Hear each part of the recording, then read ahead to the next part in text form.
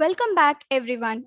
Dear friends and fellow participants, be ready for an enchanting world through the amazing dreamscapes of creative ideas and words. Let's proceed with the next resource person of this afternoon session.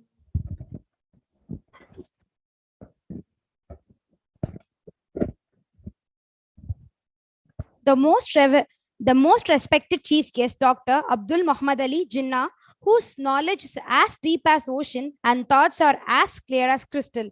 Sir, we are happy to meet you again with renewed vigor and interest. To introduce our revered chief guest, I request Madam Dr.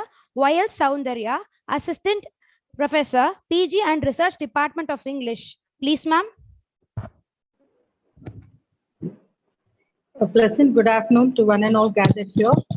On behalf of the PG and Research Department of English, Vellalar College for Women, and Pachyderm Tales, I'm happy to welcome you all for this virtual conference.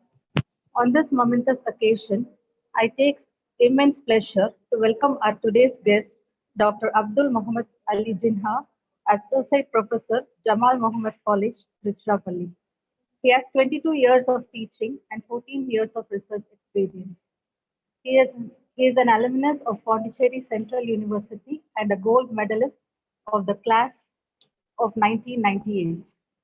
To his excellence, Dr. Jinnah is a guest professor at universities in Indonesia, including the State University of Semarang.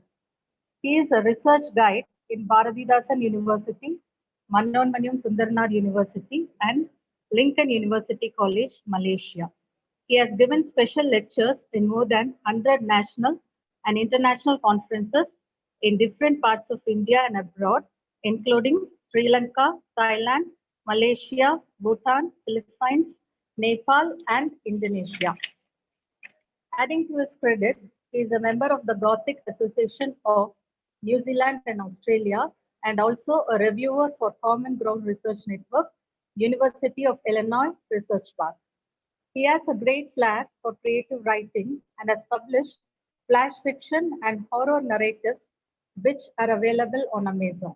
He also offers creative writing courses and is an academic consultant on writing Gothic fiction program in the University of Surkata, Central Java. His inclination towards research is pop culture, dread narratives, and post-human discourses. His area of specialization is literary theory and digital humanities. Dear participants, we are very fortunate to have such a great intellect with us today. And sir, we are ready to listen to your deliberation in the topic, the supernatural feminine agency in creating women who bite. Over to you, sir. Thank you so much. Thank you for those wonderful words of welcome, Kokila ma'am. It's always fantastic coming back to Velalur College. It's been a great institution which has always accorded me the warmest of welcomes, and I've always enjoyed speaking to the children out there, to the students, and of course the staff. So I remember the last time I had come to Velalur College also, I spoke on somewhat similar lines. We were looking at, how to create the supernatural. But today, of course, we are going to be more focused, and I had fun coming up with this title because I love horror fiction. Obviously, from the introduction, you know that well now, because I've always enjoyed reading horror fiction, and I've written, I've dabbled in a little bit of narration also, horror narration also. Of course, coming over to the conference with all those stalwart writers, we have Vinita, we have Shweta Prakash to come, and Joyita is here. She's going to join you tomorrow, I guess. And of course, Dr. Lakshmi Priya. All of these are great creators. I'm not in their league, of course. I'm just an amateur when it comes to that, but I'm a teacher, and I'm sure the students would relate when I say that teachers can be great narrators, they can be great storytellers. So that's something which my students have always vibed with me. They have told me that, sir, you tell great stories. So maybe that is what led me into theorizing creativity, or teaching students creative fiction. I focus mostly on Gothic fiction, and I've had some 2 or 3 classes, hopefully, who I have inspired to create flash fiction, basically, and some horror narratives, somewhere down the line. So, based on those, how do I say, experiences, I think I can reach out to you well, and maybe give you a little bit of insight into how to create the supernatural feminine, how to create female characters, female supernatural characters, because that too with a twist. We are not going to look at the creation of the conventional, the stock characters, the stereotypical characters. We should always think of, reversing that trend or changing that trend and coming up with really interesting women characters who have agency. And that is exactly the subtitle that we have given for the lecture today. It's all about agency in your creation. And I think a lot of people were interested with that particular term that we have put there. There is creating women who bite. Of course, we are looking at, horror characters, monsters, supernatural beings, and all of them obviously having the capacity to bite, something like a vampire, maybe. Okay, so with that very short introduction, I would just like to jump into it and ask you a very fundamental question. Why ghosts? And why all these, supernatural agents? I always firmly believe that the first story ever to have been narrated to an audience should have been a horror story. Not, a romantic story or not any other genre. I firmly believe that it would have been a horror story. I think right from childhood, we have been fed with a lot of horror stories. Maybe they would not be, coming under the definition of a horror, or, having all the parameters of horror, but whenever our parties or our grandmommies, they tell us stories, there would always be a horror element which would be infused into it. That's because I think humanity, or the basic human tendency, is to rejoice in what they call the fear factor. We love to be scared, though we might not admit it as much, but we love to be scared. That goosebumps which you get when you read a horror story, or someone tells you a horror story, a camp story, a campfire story. I think that is something that regales us a lot. This has been my personal opinion. I love, when someone tells me a horror story. I teach Gothic literature to my students, and I always ask them this one question: are you afraid of ghosts? Do you believe in ghosts? Invariably, the answer would be no. Most of them, they would say no. Then I would ask them, "Are you sure?" They would say, "Yes, sir, we are sure." Then the next question would be, would you like to venture out into the dark? There's complete darkness. Would you like to go out in those times, when electricity is off, or, it's pitch dark? Would you like to go? And then, that hesitation would creep in, and they'll say, no. What are you afraid of? They say, yeah, so we don't believe in ghosts, but how do we know what if we go and we encounter one? So you see, that belief in rationality, in logic, in rationale, the ordered thinking, that only exists per se as long as you have not encountered something that is uncanny, something that is not explainable. So till then you're okay with it. So I think it's the horror stories, they take us beyond. That word beyond is something that is always used in connection with these kind of macabre stories. For example, there was this very famous TV series sometime in the 80s in the US. They call it the Twilight Zone. So Tales from the Twilight, that ambiguous time when it's neither day nor night. I think a lot of our mythological stories also have that time frame, the twilight time frame. So I think horror stories are there, on that horizon, on that thin dividing line between rationality and irrationality. I think Samuel Taylor Coleridge, one of the greatest exponents of supernatural tales, poetry. In his Biographia Literaria, he says that there should be a willing suspension of disbelief. Only that, I mean, if you're too pragmatic, you're cynical. If you ask a lot of questions, there's no point in telling a good horror yarn. So I think it kind of keeps us in that Trishamku state, right? You're neither here nor there. And your rationality is kind of bundled up and kept outside the door, and you approach it from a kind of an open-minded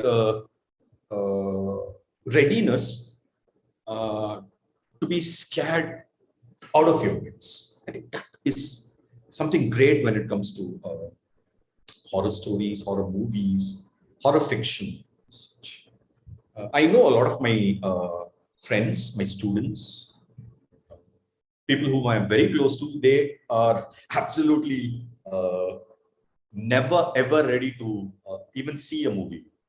Even that music, that the jazzy, screechy music of horror, BGM, they are not ready to listen because they say that no, this is not for us. This is not a cup of tea. So when I do write horror stories or a few public publications here and there, short stories, people do look on me with a lot of trepidation. They say, you appear to be a very sweet kind of a guy in reality, but then you create these horrible stories. So who are you? They basically think that I'm a serial killer. But that's fine. I mean, I'm proud, I'm honored that they actually think of me that way. But I think the creation is more on lines with the imagination rather than the reality. I mean, just because you're a horror storyteller, it doesn't mean that you're actually into something that is quite weird or eerie, right? So that is something I'm telling it to you beforehand, because once we go into that discussion, you should not think that we have this creep who's coming out here and talking to us about all these macabre things, correct? So please bear that in mind before I go on. And of course, Christiva always says that you're always fascinated by something that abhors you. I mean, you're both abhorring. I mean, you have an abhorrence as well as a fascination for certain things, and horror is one of those elements.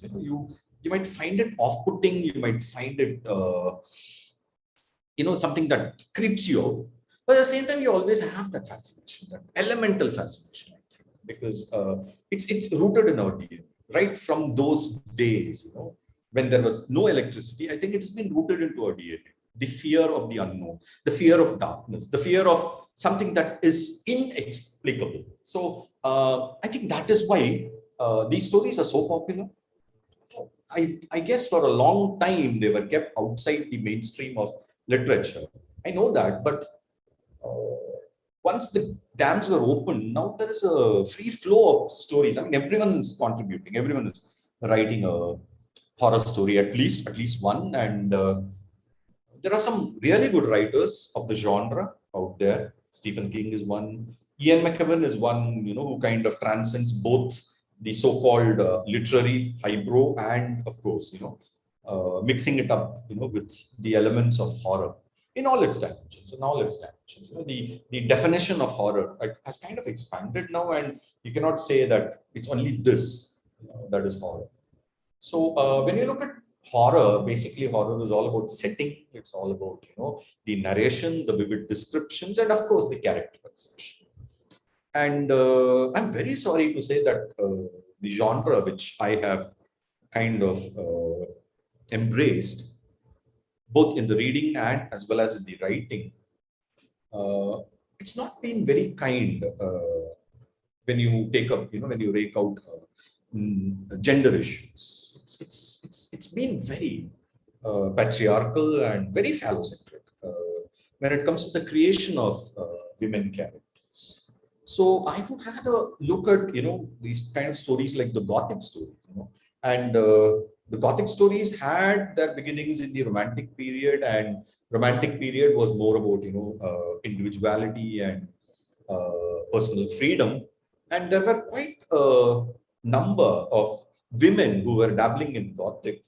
But in spite of that, when you read these stories and when you try to delineate the characters which you find in those stories, you find that it's very stereotypical.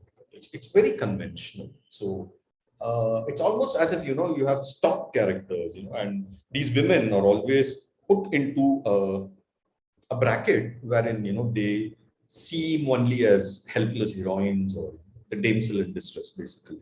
Now, the damsel in distress is a stock. Okay, it's a stock. It's an archetype when it comes to fantasy fiction or fantasy stories. And of course, horror is always included in that. So you have your fairy tales, you have your your utopian novels, and then of course you have your supernatural stories also, wherein the women are always clamoring to be saved, to be rescued by that Prince Charming, the one who comes and saves them. That's the way it has started, but I'm not sure. I'm not sure because that's not the right thing to be done.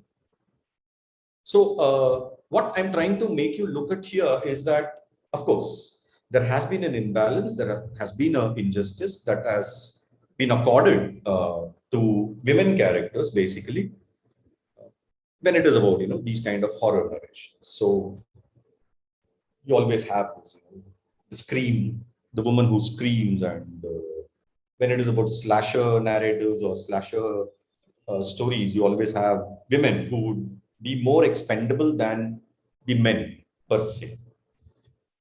And of course, we have this hugely Victorian Gothic trope, which is the woman in white, which you find in many of our Indian narratives also, right? I mean, a typical Indian ghost in a movie would be a woman wearing a white sari and having jasmine flowers and having anklets and moving out at night, singing a mysterious song, and dogs barking and thunder and lightning. That's so stock, right? That's so conventional. That's so camp, I should say. Even 21st century has not exactly kind of reversed that trend. We still have those. Of course, we parody them also. But in spite of all that, in spite of every sarcasm that is directed towards these kind of storytellers, we still find that they are more comfortable with those kind of trends rather than creating their own trends. new things. I always look at this as a kind of a Bertha Mason's conundrum. It's an enigma for me because I hope you remember, you know who is Bertha Mason. You have Jane Eyre, that great late romantic, early Victorian novel. And you have the character of Bertha Mason, who is obviously, mentally unstable. She has a certified medical problem, which in those days, it was never looked on that way. It was only with the advent of Freud that, it became a mental illness per se. Earlier, it was simply lunacy, and these women or these characters or these people were kind of, put in the dungeon and never to see the wide open world anymore. That was their lot. So there you have a character, a fascinating character like Bertha Mason, who is a pyromaniac. As I said, she's mentally unstable. Why? Nobody asked that question, but she's always presented in a very eerie, supernatural dimension. The very first description you have of Bertha Mason is that of her body being compared to a bestial animal, something like a pig or a wild animal. That is fascinating because anything out of the ordinary, especially when it comes to women, is always placed on a dimension of, out of sight, out of mind. Or, you put them under certain categorizations, and these categorizations kind of define them. So, as I said, I have no excuse for this, though it's, as I said, it's a genre that I have embraced wholeheartedly. But there is no excuse for the earlier, or even now, even now, it still happens, the kind of stereotypes that creep into those narratives. So I think it's time for us to break those stereotypes. Now, remember, here, let me remind you, I know it's afternoon, so it might be very tough for you to be with me because it's post-lunch, right? So please be with me, listen to what I say, because the point I'm trying to make is very pertinent. This is all about creativity, So this is not a class. This is not a conventional lecture. This is not for you to clear your net or set examinations or patterns that way. It's more for you to become creators. I think that is the light at the end of the tunnel over here. For you to become creators. I think that's the onus. And I think that should be our project also at the end. I'm sure Pachyderm Tales and VCV are going to have a collaboration and bring out a collection, an anthology at the end. So all the best for that. And I do hope that, from this discussion of Gothic narratives and horror narratives, maybe a few of you would go over and, create your own horror stories. So with that in mind, let me tell you that if you are in the process or, you're ready to create something of that sort, please see to it that you kind of do not follow these conventions. Please do not follow these conventions. Conventions are boring. So think of a character, a woman character, a female character, who would have a kind of an agency. Now, that is exactly what we are trying to look at. Now, what do I mean by this word, an agency? Now, in literary theory, be it post-colonial theory or feminist theory or Marxist theory, all those political theories, all those countercultural theories, they always talk about the element of the agency. So what is agency? It's the ability to make your own decisions. It's the ability to act. It's the ability to centralize and to forecount. So if you are a creator, a woman, a gynocritic, or a writer, a woman writer, you are supposed to create characters who are typically women and who reach out to your women audience, not to the male audience. I'm trying to paraphrase someone like Elaine Short, who talks about the concept of the feminine, the feminist, and the female. Of course, these definitions have kind of become outdated today, but I think we can be with the spirit of what she says. She talks about, how a woman has to create women characters, not for men, but for women themselves.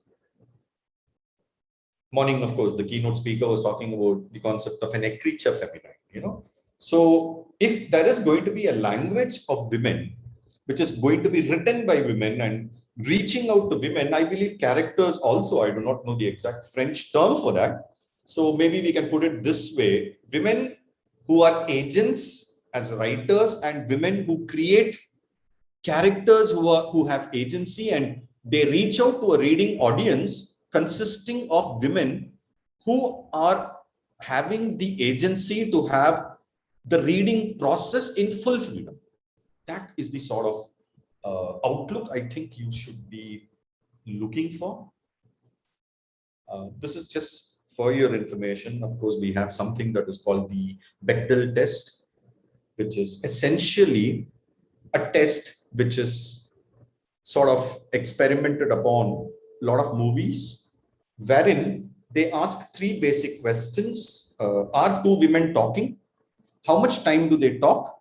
And what do they talk about? And what they do not talk about. So essentially, two women talking in a movie for, let's say, a stipulated period of time, let's say 5 to 10 minutes, the conversation should not be about men.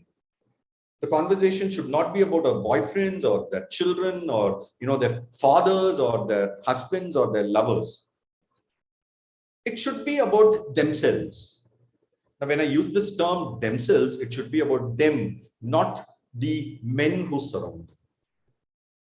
There is no Bechdel test basically for supernatural fiction, but I think we should create one for ourselves. So if there is going to be a basic definition of a Bechdel test for supernatural fiction, which supposedly I sort of, charter or, document, I would say that it should be a story that is created by a woman, having women characters and, reaching out to women. So, okay, I'm falling into my own obvious trap. Then I'm sure some of you are asking me, what are you doing here in this female cosmos? Well, thanks to Pachyderm Tales and thanks to VCV, they obviously thought that maybe I could contribute something from my experiences in this. And that is exactly how I come in. At least, I'm showing you, I'm giving you certain information based on that. So if there is a Bechdel test, then I think this should be the sort of parameters that should be attached to our, unique supernatural Bechdel test in the creation of the supernatural feminine. Now, please do not kind of, use the ideology of Elaine Showalter into what I speak. My conception of femininity is very different from what Elaine Showalter says is the feminine, the first, wherein women write only for men. I'm not looking at that. I'm looking at it from a more post-feminist viewpoint, wherein, there is no factor of men entering into this domain at all. So I want you to look at it in that perspective. Maybe that would help. So basically, if I have to give you a one-liner, what I'm trying to showcase is that there should be an element of the feminine agency in horror stories also. It's absolutely essential. Don't write from a very conventional angle. That's what I'm trying to tell you. Of course, we have, slasher movies have changed. This change came about in the 1970s itself, with movies like Halloween or something like Friday the 13th, or even Nightmare on Elm Street. You have this element wherein, the last survivor would be a guy, would be a macho kind of a hero. That was reversed, and you had all these great storytellers like Wes Craven or Sean S. Cunningham, who are basically looking at how this whole idea of the male agent has to be kind of erased, and the feminine agency has to be brought into focus, brought into light. I think that was a masterstroke, because after that in itself, I'm very sorry to say, of course, it became a stock character in itself. And, with that were attached certain other conventionalities. But it was a revolution right there in the 1970s itself, where we had the final girl syndrome. I'm not looking at all the parameters of the final girl, because there were a lot of problematics which were attached to that also, I do admit. But at least, there was the sense of something different, where a girl could have the axe in her hand and she could be, the nemesis when it comes to the slasher, or the deranged serial killer, who was invariably a man, a guy, a chap. So it was, in a way, a very liberating kind of an experience. And maybe the feminists, the radical feminists did not embrace it wholeheartedly, but I think that was the opening that showed us the way that, there could be these changes. And from the 1970s, with the advent of these movies, we find that, the scream queen, so the horror, the character in a horror story, the central character in the horror story would invariably be a woman, especially in a slasher. Even in a very meta postmodern kind of horror story, like, say, for example, Wes Craven's Scream, you will find that it's always been that. And Scream is one movie which I love because it inverses a lot of other things also. For example, the virginal woman who moves over to be the final girl was reversed, because it was a woman who could rejoice in her body and her sexuality. I'm sorry, and still yet be the person who finally annihilates the maniacal killer. So it was there. So I'm kind of making you look at horror from that perspective, from that lens. I hope you are with me when I'm saying this. Of course, we can go back to a lot of other historical examples also. For example, John Keats, when he created that supernatural story of La Belle Dame Sans Mercy, you find that obviously he had a very personal bitterness towards his lover, Fanny Brown, and he kind of juxtaposes all his hatred for women into that one character of the demon child, the vampire, the female vampire, who sucks the lifeblood out of all those warriors, all those majestic men. But in that story, of course, the entire idea is to showcase his bitterness towards women. But in that story, you do not find any kind of a sentimental or moralistic stance which Keats takes. I mean, the woman is never punished. She revels in, the violence and the blood sucking, but she is never seen as an embodiment of sin, or someone who has to be punished, someone who finally gets her just desert. It doesn't happen. So the knight in arms, I'm sorry, becomes just one more casualty, victim of her diabolical violence. But nowhere, as I said, is she condoned for any sort of a reason. I think that was refreshing. That was refreshing. And again, again another vampire story like Christabel, Coleridge's Christabel, or Sheridan Le Fanu's magnum opus, that is Carmilla, which both are vampire stories dealing with women vampires.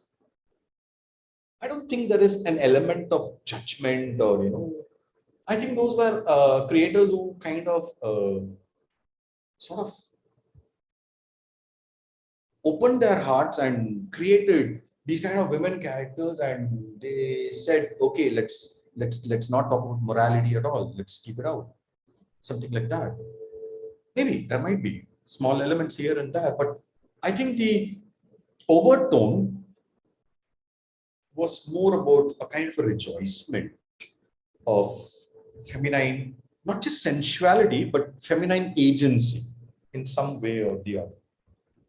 Um, Unfortunately, there were a lot of women writers during that period whose narratives have been lost through the passage of time. Now, I say this, that might be accidental or more still, it might be very purposeful, because the creators of literary history are most obviously men. So there is a possibility that, many of these women writers were excluded from the chronicles of literary history precisely because they were what they were, women. So that's a possibility for which I apologize.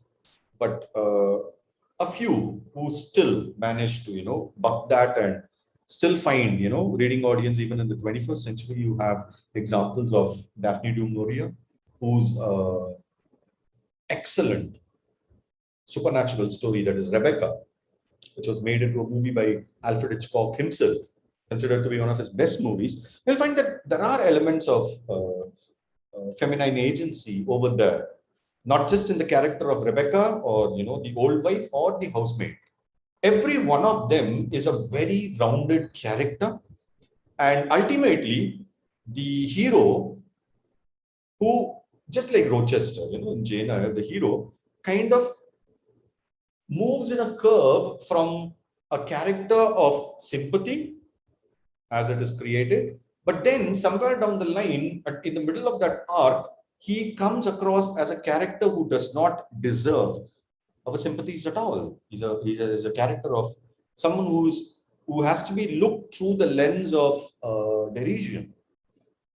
Of course, Rebecca kind of takes that forward, which unfortunately Jane Eyre never does. But of course, we have Gilbert and Gubar who say that we have to look at that also as a creation of agency. So however it is, however you look at that, you need to sort of create women in this genre in such a way that they come across as deliberate purveyors of agency. That's the point that I'm trying to make from all these examples. So whether it's Du Maurier or Elizabeth Gaskell or someone like Edith Wharton or even Afra Ben, whom I have not put down here, I'm sorry for that. Now each of them had that, that it's more of a resonance that comes to us. Maybe it did not reach out to the men of those times, their times. But when it comes over here, when it is kind of brought to the 21st century, and when it's in your hands or in my hands, we kind of feel that they have evoked the agency, if not overtly, at least in a very covered sort of way. Sometimes this is absolutely important. You don't have to do things in a very overt or in a very flashy kind of a manner. Sometimes it's more subversive, something that runs from underground and kind of shakes and brings in, shakes the culture and brings in a kind of a counterculture. So I think that is what these characters have done. So whether it's Labelle, Dame Sans Mercy, or Christabel or Tact, it's a fascinating story which you have to read. That is Carmilla. You will always find that these are men through their conventional lenses who have created these stories, but something is different from all the other stories. Of course, I have not sort of pointed out a monumental work like Dracula, for obvious reasons, because in Dracula it's always the men who drive the story, men who bring in that change. Women, even if it is Lucy or the other character whose name I have forgotten, so sorry, they never are agents in themselves. They're always laid back, very conventional people who bite to what their fathers say or their fiancés say. That is not the sort of stories that I'm looking at. I'm looking at these stories, where women kind of are very different from the usual convention. So I think I should be asking you this question now. Do you want to create women who bite?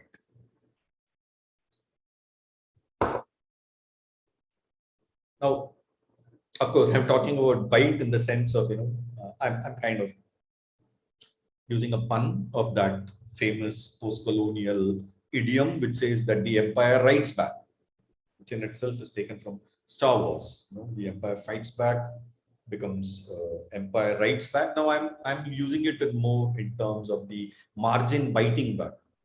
So when I use that term biting, I mean, you sort of take the weaponry in your hand. Of course, the weaponry I am talking about here is the weapon of the pen, and through the pen, the characters that you create, the stories that you create, the characters with agency. So that is exactly what I am looking at here.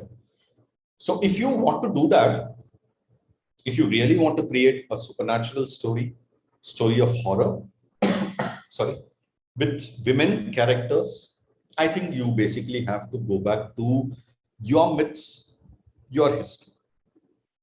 I remember in 2020, I was conducting this course for students of Indonesia, and I was trying to explain these concepts to them when I had this feel that maybe I'm not reaching out to them properly.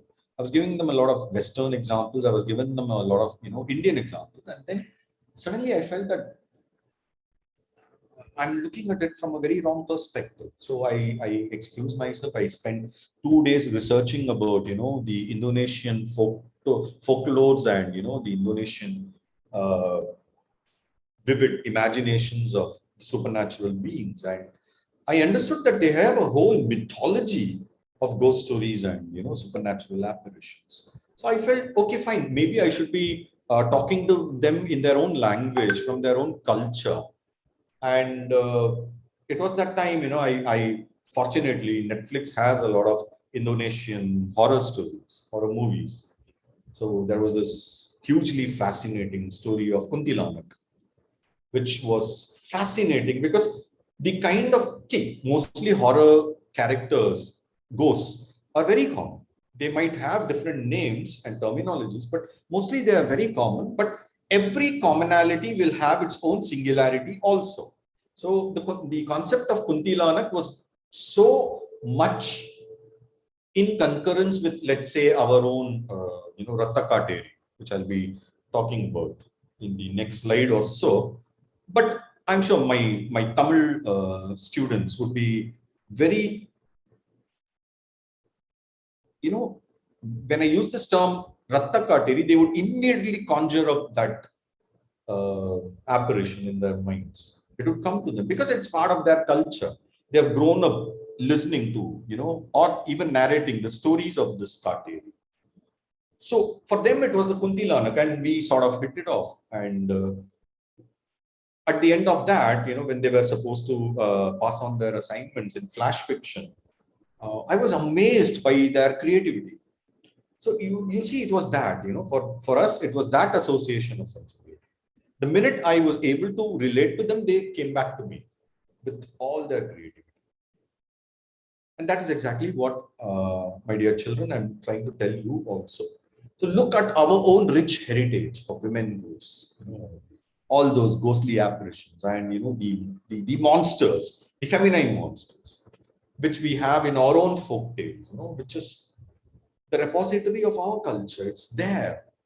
When you read them, you take them out, and from that you will understand that there's this huge source of stories which are waiting out there, which you can sort of imbibe into yourselves, and from that you create a story. So I'm trying to look at how the association of women with the supernatural has always been a sort of a male weapon that they have used against the women. So whether it is the witch hunts, I'm not just talking about the witch hunts over there. It's not just the US, it's not just the Salem witch hunts or the European witch hunts. In our country, it's still happening, right? So it's always this fear of women who have agency. So most of these so-called witches were basically women who understood nature really well, who could use the herbs, the concoction of all those herbs, and basically treat wounds and other illnesses, which the men did not understand. So they were always sort of relegated to that, the margin of fear, and they were burned at stake. Still happening here. Or the idea of the woman who screams, the banshee, the Irish folktale of the banshee. It's always because you have this fear of women who talk. Freud has gone on record saying that most men fear women who talk, because when you talk, what you do is you come out with your intelligence, I should say. You come out with your eternal wisdoms, and men fear that. They rather would relegate women to the kitchen, or keep them in the back spaces, and they'll say, what do you know? So better be there. So when a woman hits back, when a woman talks back, or offers her opinions, that sort of scares the men. Remember, Freud was very critical of Shakespeare also. The Three Caskets, for example, one of his essays deals with how Shakespeare, whom we see as the epitome of a great writer, was absolutely misogynist. He could not allow women to have any kind of an agency. He didn't like women with agency. Maybe in the comedies, but never, in the actual sublime plays that he wrote, the tragedies, which were watched by the elite, whereas the comedy was more for the, the groundlings, for the pit. So that doesn't make him the sort of feminist. He is actually a misogynist. So that was something that Freud says, because men fear women who talk, who articulate. If a woman is articulate, they have a problem. So I think that is the character of the banshee. That's how I look at something like the banshee, or the succubus, which basically is a woman who has absolutely no qualms about her body or her sexuality. That is something which men fear again. So this is how men have looked at women, and this is how men have kept women on the margins. That is why I say that women, if she's a marginal in, let's say, a very patriarchal society, then it's high time that you people actually bite back. So that's how you create. That's where these supernatural characters would actually help us out, because you can create these kind of supernatural agencies through these characters of women who bite, who shove, who push, and in that they create their own foregrounding, and they create their own centers from the peripherals. That's exactly what I'm trying to make you look at, make you understand. So even in our mythologies, I think our keynote speaker was also looking at a lot of such characters in our mythologies who are women who absolutely have no agency. So, someone like Medusa, or, a character like Medea, who was already mentioned. These were characters who were mentioned earlier. So I want you to not create characters who are that, the silent suffering type, or, always victims. It's not about being a victim. It's not about being victimized. It's about you becoming agents, or you becoming performatives who take the story in your own hands. That's exactly what I want you people to look at. So celebrate your banshees, celebrate your succubuses, celebrate your witches, celebrate all those, and bring them to the center stage and create them as characters who are very positive, not the silent suffering types, but rather who are, as I said, I know I keep repeating this word, but this word is the key word for me. These should be the characters who should be the agents, who act, who kind of direct the stories. I want you to look at those kind of characters, okay? Create those kind of characters. Now, from our cultural legacy, how are you going to take all those? How many, I love these stories of, our various Pisasas, so many Pisasas, right? So many dimensions, so many varieties of Pisasa we have, in our own Tamil folklores. So you have Kollivai Pisasu, for example. You have Mohini Pisasu. So, each on, one end of the spectrum, and, our Kateris. I love the fact that, these Mohini Pisasus or, our Kateris, Ratta Kateris, whether it's a Mohini or, a Kateri, that basically comes from the element of the divine female. Right? Kateris are our Ammans, basically, or, Mohinis are, right from God. And these have sort of morphed themselves into these supernatural elements also. So mostly these elements, these personifications of our deities, they're actually absolute agents.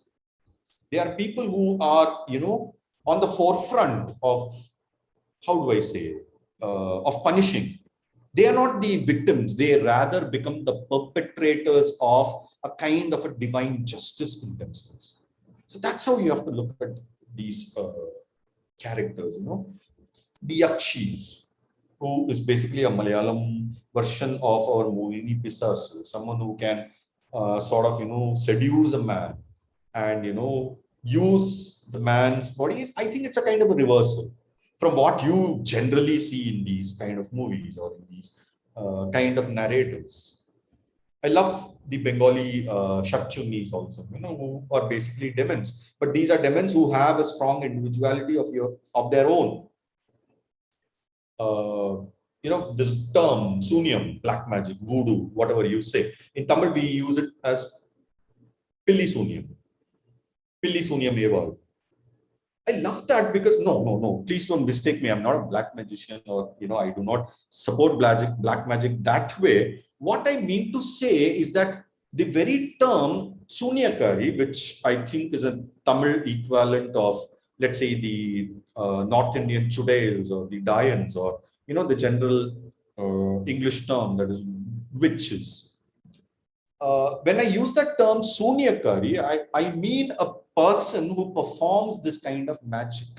Black magic, yes, black magic, which is very negatory, which is very bad, let's say evil, but they are performers of magic per se. So they are performers of things beyond the logic, the rational mind. This sort of, embodiments of what Coleridge, as I said in the first slide itself, the willing suspensions of disbeliefs. Most of us, if you have to go on record, you would definitely say that there is nothing called Pilli Sunyam. There's nothing called black magic. But in case, God forbid, touch wood, if there is something wrong with, a member of your family, or if they suddenly fall sick, let's say mysteriously sick with some mysterious illness, our, the rational mind, which relapses into irrationality, and the first thought that would occur to us is this an example of the viciousness of Pilli Sunyam? That would be the first thing that crosses our minds. It doesn't matter what religion you belong to, or what caste, community, or creed. That would be the first thing that sort of comes into us. So you have a black magician, a mandravadi, or you have a Sunyakari. Basically, these are people who are performatives beyond the logic, beyond rational. So something like that, like the Dayans, who have, a forked tongue, or whose feet are always backwards, who never have a reflection in the mirror. All these are sources from our cultural legacy, from our tradition, which I want you people to sort of use, reclaim, adapt, and rewrite into stories with feminine agents. That's the point that I'm trying to make. Let me give you a few examples again. You have, a very powerful African-American writer like Octavia Butler, who creates ghost stories or horror stories, basically vampire stories. Now, it's not the traditional vampire which you find here. This vampire is a black vampire.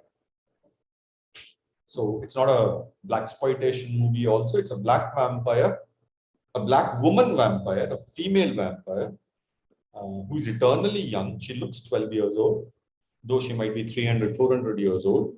But she sort of rights the wrongs of 300 years of history of atrocities that these African Americans have faced in, let's say, a colonial space like the US, a pre-independent US, a pre-Civil War US, where they were basically looked on as slaves. They were slaves.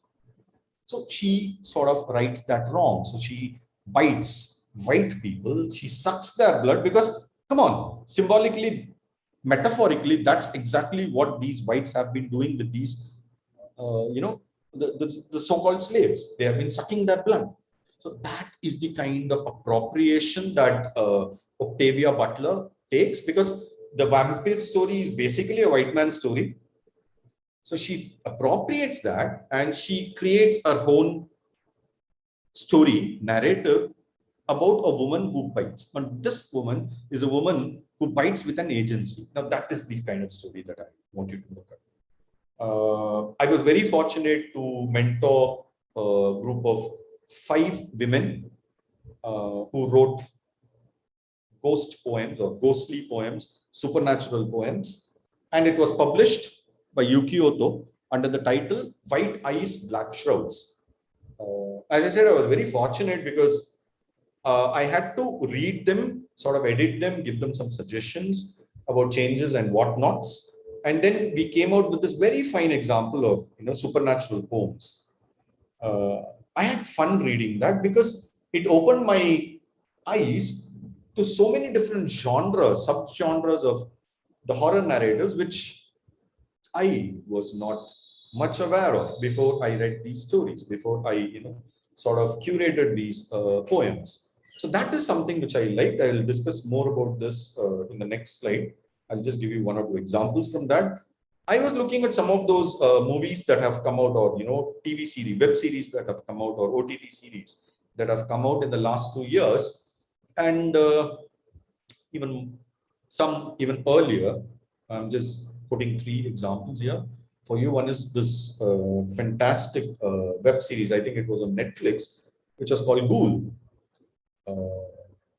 You should watch it because you'll understand what exactly I mean by a female agent over there, or something like Beta, where it's all about zombies, but in a very Indianized version of zombies, which also had our colonial trauma, the traumatic past of our colonial legacy, which sort of is interwoven into those into that narrative. And then a comedy movie, which came out last year, if I'm right, 2021, was this movie called Booth Police, which sort of looked at the ghost or the witch or the supernatural uncanny using this term Kala Khandi, if I'm right.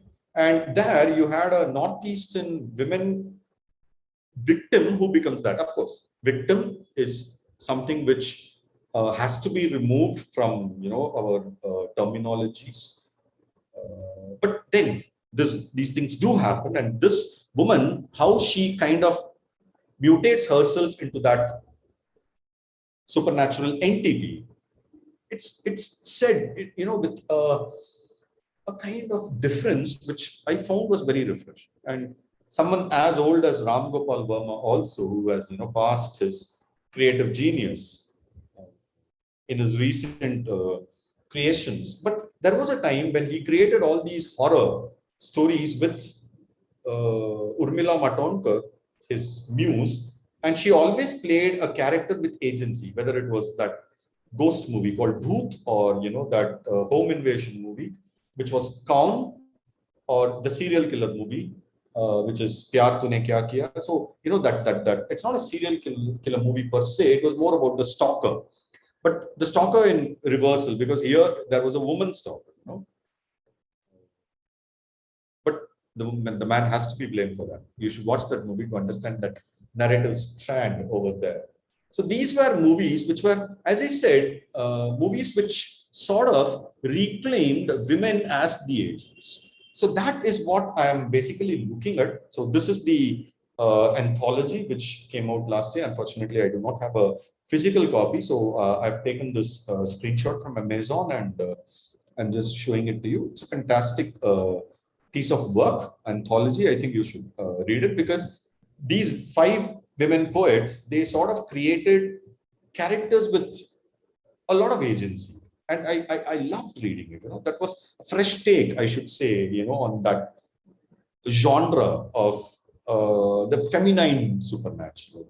So I'll just give you one example, a couple of examples maybe, and one of them was called ghostophobia.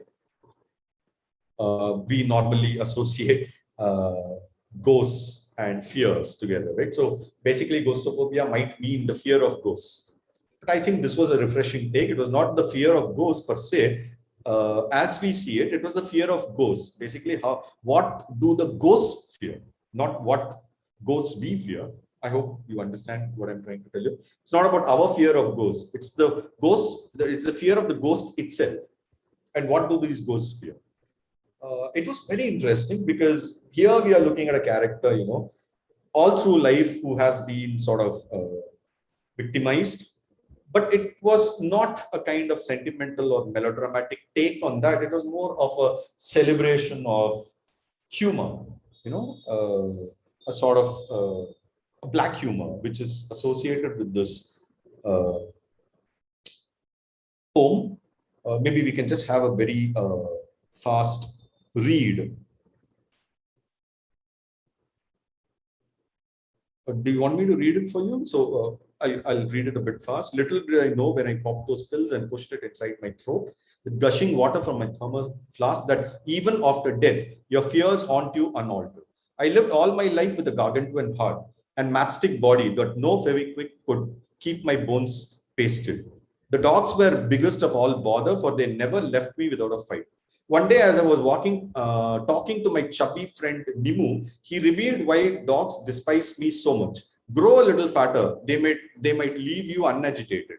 You are, after all, that delicious walking meal that they can chew for hours. He laughed. That is the place where you really understand this person's tragic plight. The person is so bony that only the bones stick out. So even the dogs sort of attack him because they want the bones. So that is the way the poem develops, and then the person dies, and after death, the person is transformed into a ghost, and ghosts are supposed to go out and haunt us.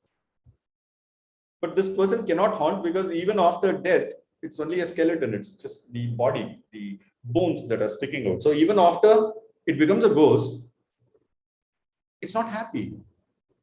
So you understand that the way that whole, I think it's very subversive. It's very counter the usual strand which we see. I thoroughly enjoyed reading this poem. So maybe, you should maybe get a copy and probably read the story. And then there was this very refreshing insight into the Dr. Faustus story. The Dr. Faustus stereotype. We know the story of Dr. Faustus, or the Faustian legend, basically, is something that we are so aware of. But this was a very refreshing take, as I said. So here, it's not Dr. Faustus, it's not a man, it's a woman creator, a woman writer, who suddenly has a writer's book. But she wants to create. So what she does is, she kind of calls the devil, Mephistopheles, and she strikes a deal with him. And then she creates, majorly great stories. But then there is a time frame. At the end of the time frame, Mephistopheles is going to come and collect her soul. So that is how the story starts. So the story starts with this. As the clock struck 11, so that is the beginning. Someone has the. Can you please mute yourself, please? Can you mute yourself? Okay, I'm sorry. So as I was saying, this is how the story begins, and then I'll skip over to the end because 1 year later, So Mephistopheles has given her 1 year time. So 1 year later, what happens? She has become a super successful writer. She has created all those macabre stories. And from there, what happens is 1 year later. So 1 year later, she sat there in a revolving chair waiting for the man who wants her soul. When time came to haunt her, Mephistopheles came trembling. After all, he has read all her books published that year. To his annoyance, she was looking more beautiful than the year before. She beckoned him with her eyes as if daring to touch her soul. He came close to her, sat near her foot, and uttered, I am your disciple from today, for you are my master in wicked. I have never done anything more gory than whatever I have read written by you. You are the master of crime and foul. But I am no fool to believe it's all fictional. To hell with hell, and have your rotten soul with you, for you already have none. From today, let me stay with you and learn the trickery of your trade. For there is no devil in Mephistopheles if it is not for creators like you. Shakespeare and Marlowe made me immortal, and I dread it today, for I do not know how long I'll have to live in your servitude.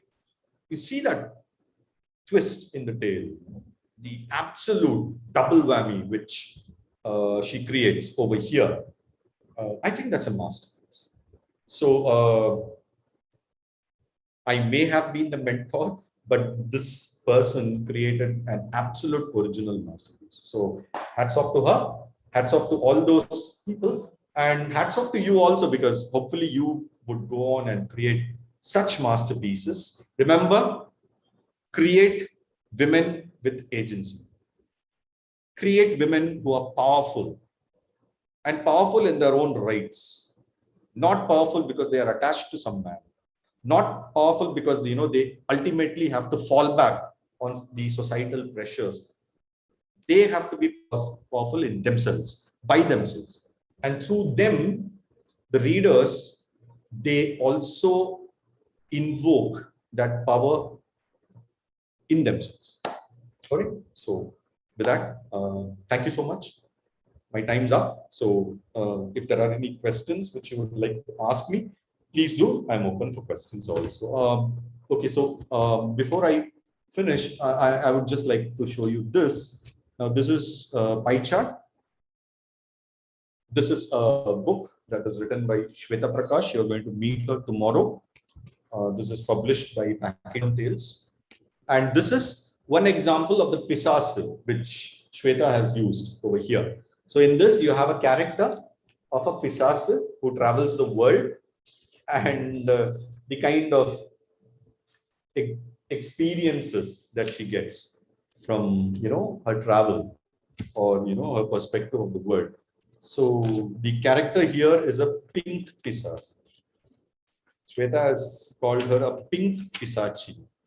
So this is one fantastic book, which is an embodiment of what I was talking about today. And this is my little creation. It's called Taylora, where I have a horror alphabet.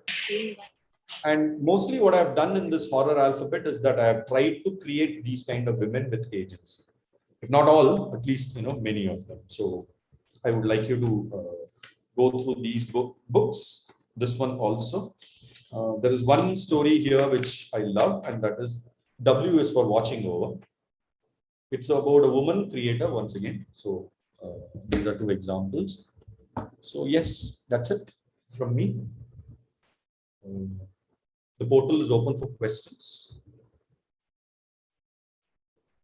I'll see if there are any questions in the chat box.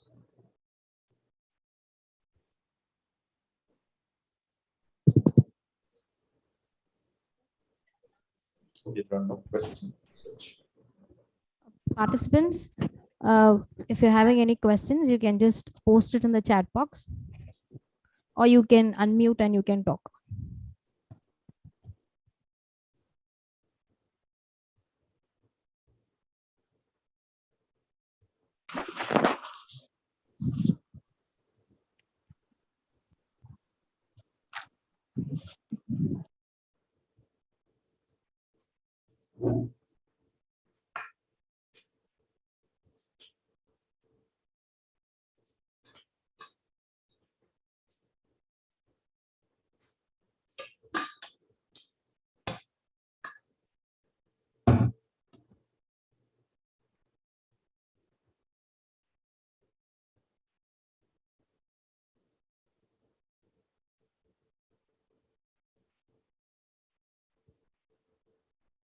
Okay, I have a question here from Bhavya, I'm sorry. She asked me, sir, how can I create a supernatural story in a way that doesn't seem a cliche?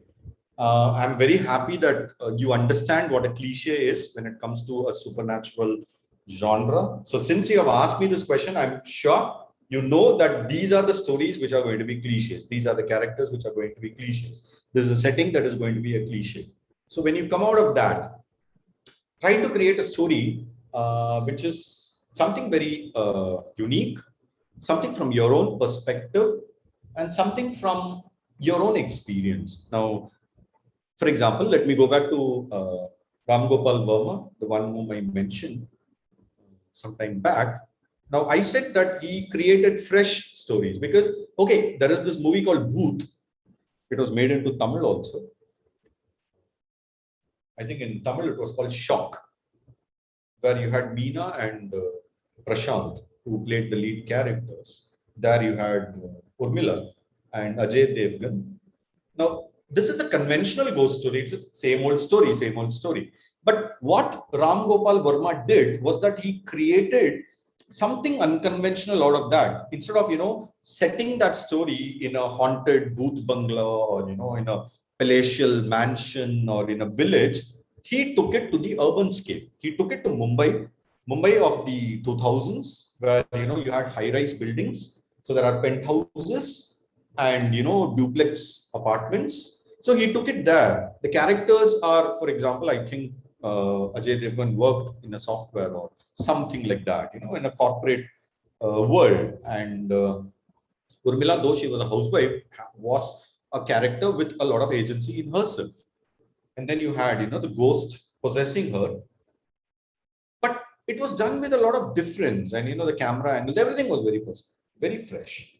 Now, fear, remember, ghost stories or supernatural stories are all about creating an element of fear. And fear is not necessarily seen only in those conventionalities.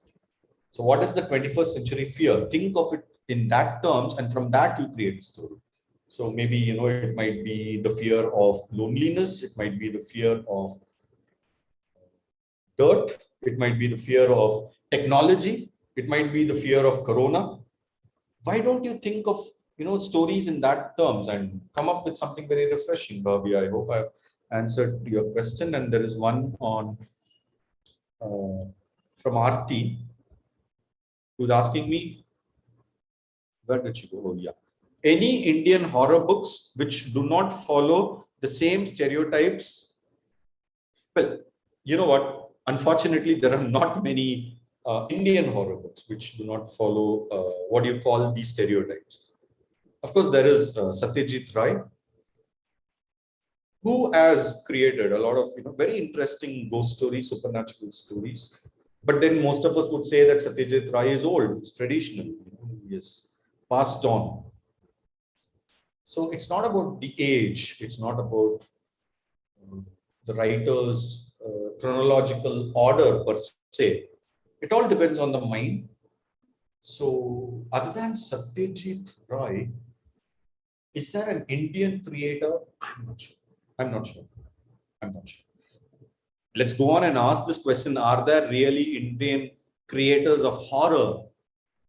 There in itself, you'll find yourself hot. Because there are not many. There is, of course, Ruskin Bond, who has dabbled in that. Neil de Silva, who writes, is very contemporary. He writes a lot of stories now. And then, of course, Satyajit Ray. But beyond that, I'm not sure. Then we have Harshavardhini. What is the major change that has happened in the contemporary Gothic literature? Excellent question. Contemporary Gothic literature is no longer the Gothic literature that we know. Contemporary Gothic literature is more cyberpunk, it's more post-human, it's more new apocalyptic now. So you remember those old ancient Gothic stories or the kind of Tamil movies that we watched wherein, the stories were all about clanking chains, or as I said, the mysterious woman in white who goes around singing songs and You must have watched all those movies, right? Padimunam Number Veedu or My Dear Lisa or something like Va Rigil Va. No, these were the stock movies of the 80s, which I, for example, grew up watching. They're interesting even now. Or if I have to talk about a pan-Indian kind of stories, you had the stories of the movies of the Ramsey brothers or the Tulsis. So this was sort of very campy, good, enjoyable. Camp is also enjoyable. So it was very enjoyable, but that are not the kind of stories that are coming today. Things have changed. So we have, for example, something like post-human stories. There is this very fantastic story called Frankenstein in Baghdad, something which looks at the horrors of war, surveillance, and the creation of a monster. Something like The Girl with All the Gifts, which is basically a fresh retake into zombie literature. So these are the kind of stories that I'm looking at. Of course, with Corona, you have a lot of apocalyptic stories coming up. So I hark back to my favorite apocalyptic story, something like Stephen King's The Stand, or something like Paul Theroux's Mosquito Coast. These are sort of literary examples of this narrative segment that is called the apocalyptics. So something like that, things have changed. Things have changed. The human inherent fear of technology and machines that you find in a lot of post-human literatures nowadays, movies. So those are the kind of examples I think we need to take. See, first thing is we need to read a lot. So if today I can talk about Gothic fiction or horror narratives, it's because I have been reading these stories for what, maybe 30 years or so. So I've read a lot. So that gives me the kind of, I don't know, I wouldn't call it power, maybe authority, I do not know, but at least the sort of glib talk, at least that I can be very fluent when I talk about this. So that is the way I want you people also to mold yourself if you're interested in these kind of tales. I mean, whatever you want to write, first thing, be a reader, and then only after that you can become a writer. That's my opinion. So if you want to have something on New Gothic, then read Old Gothic, Middle Gothic, and then come to the New Gothic. I hope I have. Okay, we have Gautami who talks about Kanchana. Yeah, Kanchana was very interesting because, I'm sorry, I think because the director / actor, Raghav Lawrence, was able to bring in.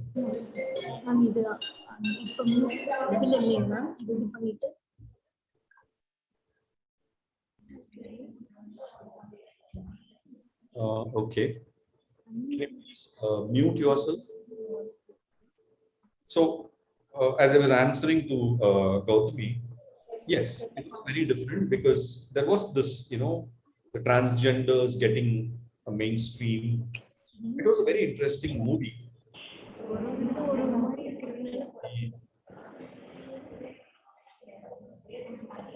Asking me a question, I don't know why. Okay, so yes, but then the way, the presentation, the treatment in itself was very conventional. Fun. I'm not saying that conventional is not fun. It was fun. But Raghava Lawrence, who was able to give agency, let's say, to the transgender, was not able to give any kind of an agency to the heroine, the conventional heroine. I think it was played by Rai Lakshmi. Why was she not given that kind of agency? Why was she created as, the stock heroine who is there only for her skimpy dresses and, for the element of romance or the element of, I don't know, glamour? Maybe it should have been very, counter over there also. So that's what I say is the problem. You sort of fixate yourself on one, but you sort of conveniently forget all the others. I think that's wrong.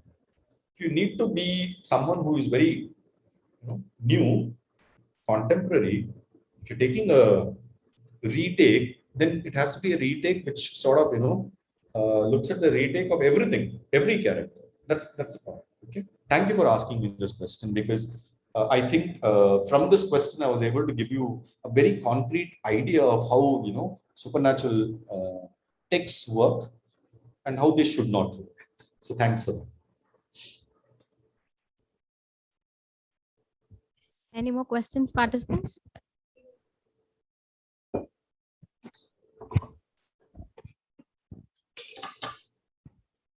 So I think, so can we move on to the other session, like vote of thanks or something? Sure. If there's no questions. Anyone is having any question?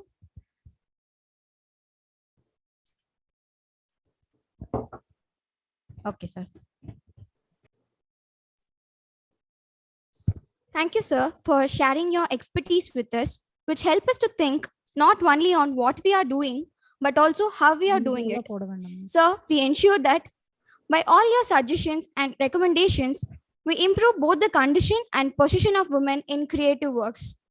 And I also thank you, sir, for your valuable explanations. Now I request Madam Dr. Y.L. Soundarya to propose the vote of thanks. Thank you. Good evening. I feel honored to propose the vote of thanks. Thank you very much, sir, for sharing your expertise. Your deliverance on how to create supernatural female characters in horror narratives has opened up new horizons for us to unravel in this domain, the feminine mystic in horror stories, creating an element of agency to make our own decision. Thank you, sir, for your fascinating examples of historical characters, as well as quoting from contemporary writers and also from serials and Netflix. We believe that your intellectual sharing would help us magnify our creations in the best possible way and give importance to our own heritage cultural legacy. Once again, on behalf of PG and Research Department of English, Vellalar College for Women, and Pachyderm Tales, I immensely thank for your wonderful presentation, sir. Thank you, one and all. Thank you so much. Bye. Thank you, ma'am. I thank everyone for your steady attention and patience. The feedback link will be shared in the chat box of the Zoom meeting, YouTube, and the WhatsApp. Kindly fill it in due time to receive the e-certificates. A good event never ends in the world. They only take a pass and keep us awaiting